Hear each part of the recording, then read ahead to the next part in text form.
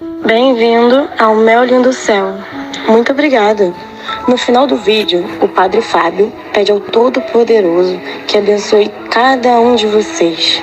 Amém. Deus é bom o tempo todo. Fiquem com Deus. Toda vez que a gente tem a oportunidade de pensar os significados da nossa fé, naturalmente nós somos convidados a pensar na nossa vida. Nossa vida está intimamente ligada aos mistérios da fé. A gente lembra que Deus quis ter família, a opção de Deus por ser família. E eu sei que o conceito de família está muito presente na nossa vida, nós escutamos falar o tempo todo sobre isso. E gostaria de refletir hoje com vocês sobre o significado disso. A primeira coisa que me ocorre é aquilo que família não é. Que às vezes a nossa forma de lidar com a reflexão, né, é pensar primeiramente o que é família. Não, vamos pensar primeiramente por aquilo que não é. Família não é simplesmente um agrupamento de pessoas.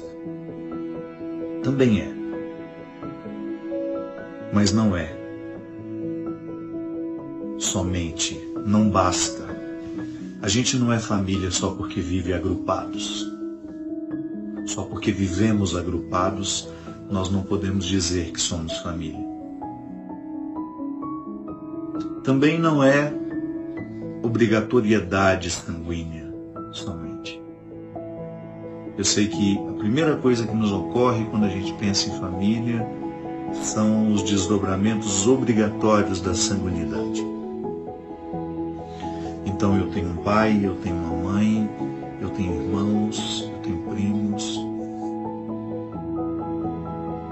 Quando a gente pensa em família, naturalmente nós somos conduzidos a esses caminhos mais fáceis do conceito. E é natural que a gente pense assim. Nós somos culturalmente educados, né, a partir dessa facilidade. O conceito nos coloca nessas facilidades de compreensão. Então, a gente compreende muito facilmente um agrupamento de pessoas que têm o mesmo sangue. Mas eu acho que é tão simplista isso. E às vezes é exatamente o lugar em que a gente não é família. Se você for pensar que não basta estar agrupado, não basta ter o mesmo sangue. Família é um sentimento que nos ocorre. Da mesma forma como uma casa. A casa não é um aglomerado de paredes, não é uma estrutura física. Também é isso. Mas é muito mais. A casa é um sentimento que nos ocorre. Você entra ali dentro e de repente você é perpassado por uma sensação boa de estar ali, de estar com aquelas pessoas, de ser com aquelas pessoas. Aí você descobre que depois das paredes erigidas, construídas, o desafio é transformar tudo isso num lar. Existe uma diferença, né, entre casa e lar. A gente constrói casas, o nosso dinheiro nos dá a casa. Por mais simples que seja, tão bom. Acho que posso estar errado. Acho que das conquistas materiais que nós podemos ter a nossa casa é aquilo que mais nos dá a sensação de dever cumprido. Nosso dinheiro cumpriu o dever que mais nos traz satisfação, ter a nossa casa. Mas depois da casa, o desafio é outro. O desafio é outro e não é o dinheiro que nos dá. Transformar a nossa casa num lar. O conceito de lar é mais elevado, né? É mais sofisticado. Não basta a estrutura física. Tem uma estrutura emocional, psíquica, espiritual. Eu gosto quando eu falo psíquico, espiritual, e emocional, eu sei que estou falando de realidades que se entrelaçam. E você sabe exatamente o que significa isso. É aquilo que de você não pode ser identificado nas radiografias, mas existe. Nós já falamos sobre isso aqui. O lugar da espiritualidade em nós, né?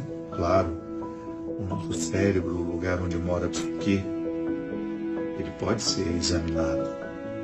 Mas você não consegue encontrar no seu cérebro, você não consegue esmiuçar, por mais que a neurociência evolua, você não consegue saber, por exemplo, onde mora a consciência do eu. Mas quando nós falamos de realidades espirituais, psíquicas, emocionais, nós estamos nos referindo a tudo aquilo que em nós é imaterial, mas absolutamente presente. Então, a casa é material, o lar é espiritual. São conceitos que se abraçam. É claro que é lindo o ser humano que consegue ter casa e lar no mesmo lugar. Mas às vezes, por uma dificuldade financeira, a pessoa nunca tem uma casa, mas ela consegue criar o lar onde ela está, com quem ela está. Então o nosso lar, a nossa casa é temporária, a gente mora de aluguel. Mas quando a gente muda, o nosso lar vai junto. Vamos falar de comunhão, que é um conceito mais humano. Toda vez que nós estabelecemos comunhão com alguém, nós criamos o conceito de família. Por isso que eu digo que é muito empobrecedor a gente falar, compreender a família como um agrupamento de pessoas e obrigatoriedade sanguínea. É igual casa e lar. Não são a mesma coisa. Se complementam, mas não são a mesma coisa. Ter casa não é garantia de ter um lar. E às vezes você tem um lar mesmo sem ter uma casa. Você constrói o lar onde você está, como eu dizia anteriormente. Mora de aluguel num determinado lugar, um tempo. Ali os seus significados estão com você. As pessoas com quem você estabeleceu comunhão ao longo da vida estão com você. Ou então, vou dar um exemplo ainda mais ousado. E permita-me, se por acaso você não concordar com isso, eu espero não ferir o seu conceito de família nem de lar. Mas digamos que você se reúna para comer uma pizza com os amigos, num restaurante X, que você nunca nem soube que existia.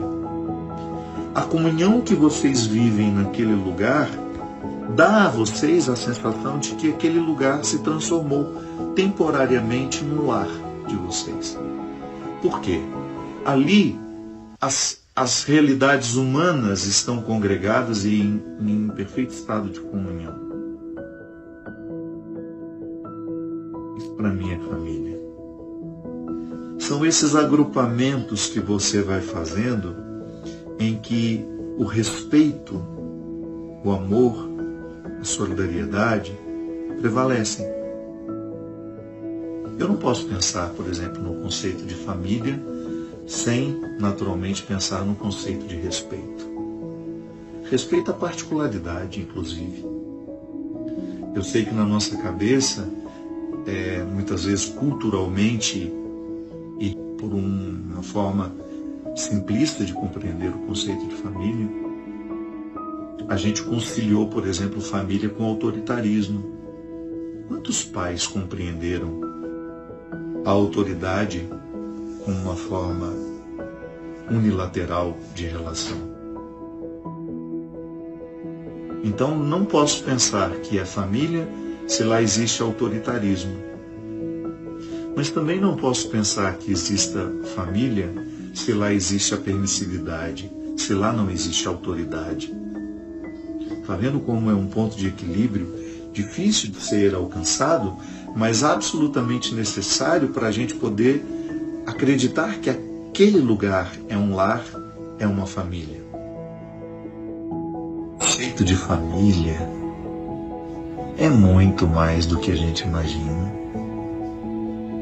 Eu estou sendo família quando eu sou capaz de renunciar um pouco do meu excesso para conviver melhor com as pessoas ali dentro daquela casa, para que aquela casa se transforme em lar.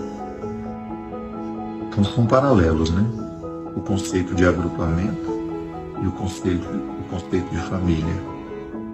Conceito de lar, conceito de casa. A gente pode ser um grupo, mas não chegamos a ser uma família. Por quê? O que nos torna famílias, família, é a autoridade sem excesso, é a autoridade responsável, é o contexto das renúncias, o cultivo dos vínculos, porque às vezes nós somos colocados numa sequência e a gente acha que aquilo garante a familiaridade. Garante não. Derrame o Deus Todo-Poderoso sobre nós a sua bênção e conceda-nos a graça de viver essa verdade, este esclarecimento, para que Ele, a partir dele, nós tenhamos acesso ao grande amor que nos habita e que nos move. Ele que é Pai, Filho e Espírito Santo. Amém.